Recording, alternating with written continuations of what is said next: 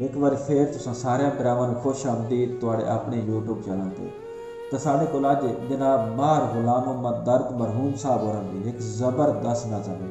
इस नज़म नूं एंड तक लाजम सुनो, इंशाअल्लाह मज़ा आसी।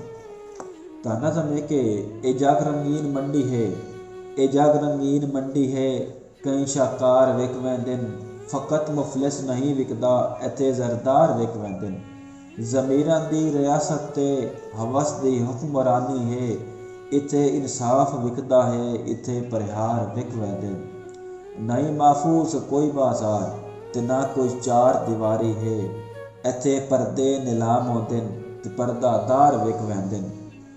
मुहाफिज दे लिबादे विच बिरा भैणां दे ताजिर हन, इत्थे असमत विकांदी है, इत्थे किरदार विक वैंदे न। दिलां विच रब दा डर कोई नहीं, दिलां विच रब दा डर कोई नहीं, इत्थे दौलत पुजींदी है, इत्थे आलिम मशाइख ते दयानतदार विक वैंदे न।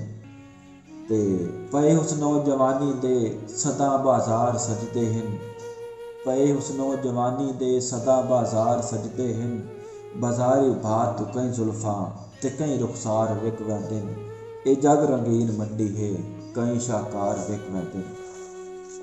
कि गरीबी विच वफा दी आस रखनी भी हमाकत है, गरीबी विच वफा दी आस रखनी भी हमाकत है, मुहब्बत दर्द विकदी है, इत्थे इकरार विक वैंदे न। मुहब्बत दर्द विकदी है, इत्थे इकरार विक वैंदे न। ए जग रंगीन मंडी है, कई शाहकार विक वैंदे न, फकत मुफलिस नहीं विकदा, इत्थे जरदार विक वैंदे न। तो इस तरह सानी इजाज़त दो, मिलते हैं अपनी नेक्स्ट वीडियो नाल। तब तक अपना ख्याल रखो। अल्लाह हाफिज़।